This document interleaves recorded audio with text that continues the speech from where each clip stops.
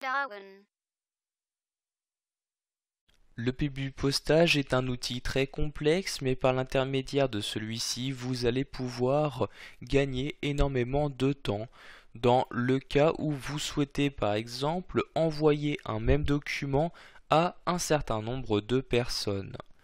Donc, pour utiliser ce mode publipostage, vous allez vous rendre dans l'onglet correspondant. Donc vous cliquez ici sur l'onglet publipostage. Vous allez pour cela, vous cliquez ici sur démarrer la fusion et le publipostage. Vous avez alors accès ici à ces différents types, suivant si vous souhaitez créer une lettre, des enveloppes, des étiquettes, etc. Donc je vais ici choisir de créer une lettre, je clique donc sur lettre comme ceci. Je vais maintenant choisir les destinataires. Pour cela, je clique sur le deuxième bouton. Pour choisir ces destinataires, vous avez trois possibilités. Soit vous insérez et créez directement une nouvelle liste, vous pouvez utiliser une liste de bases de données déjà existantes, ou sélectionner les contacts directement à partir de vos contacts Outlook. Ici, je vais choisir de créer directement une nouvelle liste. Je clique pour cela sur Entrer une nouvelle liste.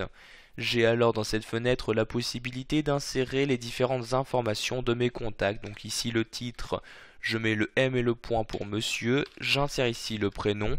Donc je navigue ici entre les différents champs à l'aide de la touche tabulation. Donc le nom, je vais mettre nom de la société, je vais ici mettre Dawan. L'adresse par exemple 27 place de la Liberté comme ceci. Donc je me déplace ici à l'aide de l'ascenseur pour naviguer entre les différents champs. Comme ville, je vais ici mettre Flers. Le département, je peux également le renseigner. Je peux aussi choisir donc un code postal, le pays, etc. Donc vous renseignez les informations que vous souhaitez. J'ai maintenant inséré les informations pour mon premier contact. Je souhaite insérer un second contact. Je clique sur Nouvelle entrée. Un autre contact est alors inséré. Donc ici je vais mettre Madame. Je vais ici mettre par exemple Daphné comme ceci. Ensuite j'insère le nom de famille, le nom de la société. Je vais remettre ici par exemple Dawan. Comme adresse, je vais mettre ici 60 rue de la tomate comme ceci. Je me déplace à nouveau ici à l'aide de l'ascenseur. Comme ville, je vais par exemple mettre Paris avec le code postal 75009. Donc ici vous pouvez voir que je ne renseigne pas toutes les colonnes comme la colonne département, pays, etc. Mais vous pouvez bien évidemment le faire. Vous allez également pouvoir choisir précisément les colonnes à afficher en cliquant sur personnaliser colonne et en choisissant celle à ajouter ou supprimer. Donc je clique ici sur OK pour fermer cette fenêtre. Je vais insérer une dernière personne en cliquant sur Nouvelle entrée. Donc je remets ici Madame comme ceci. Je vais donc mettre ici Chantal. J'insère maintenant le nom de famille. Je vais par exemple mettre ici comme nom de famille Lambert comme ceci. Je vais remettre comme société Dawan.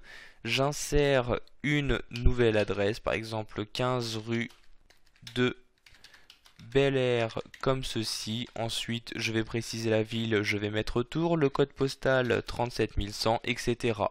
Donc je ne vais ainsi insérer que 3 personnes avec ces informations. Je clique donc sur OK.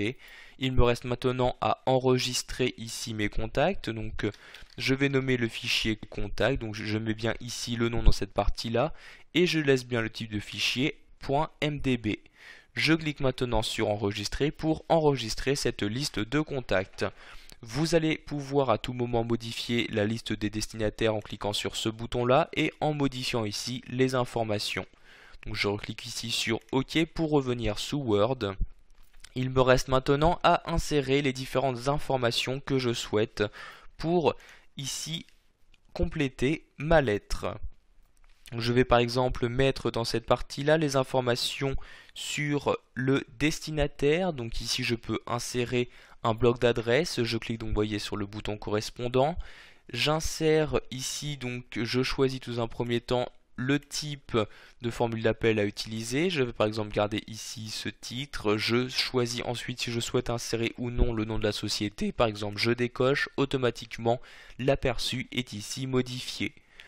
Pour l'adresse postale, vous choisissez donc si vous souhaitez inclure le pays, donc de quelle manière l'inclure et à quel moment l'inclure.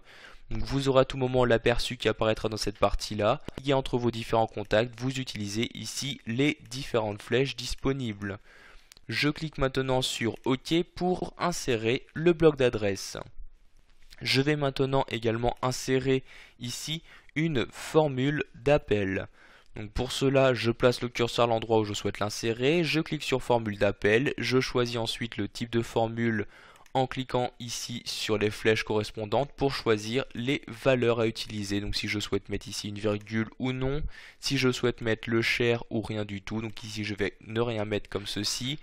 Donc quand on connaît le nom, je souhaite ici afficher ici le titre avec le nom. Quand les destinataires ne sont pas valides, je vais pouvoir choisir d'afficher Madame, Monsieur ou Mesdames, Messieurs ou rien du tout. Donc ici je vais laisser Madame, Monsieur, je clique ensuite sur OK pour insérer la formule d'appel. Vous voyez ici ces différents éléments sont insérés entre guillemets. Vous allez pouvoir à tout moment avoir un aperçu des différents éléments que vous avez insérés suivant vos contacts. Vous cliquez pour cela sur aperçu des résultats. Alors automatiquement à la place ici de bloc d'adresse et formule d'appel, vous aurez donc les informations qui s'afficheront. Vous pourrez naviguer entre vos différents destinataires ici à l'aide de ces différentes flèches. Pour revenir à l'insertion de champs, vous recliquez sur aperçu des résultats. Vous avez alors à nouveau le nom des champs qui apparaît.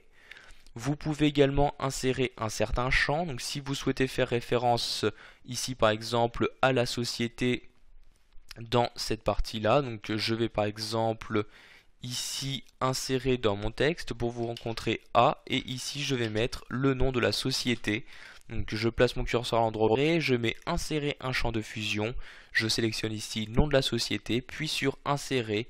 Maintenant je peux fermer, alors automatiquement lorsque je clique sur aperçu des résultats, vous pouvez voir qu'il s'agit bien de la société correspondante à la personne qui a été automatiquement insérée à l'endroit que je souhaitais.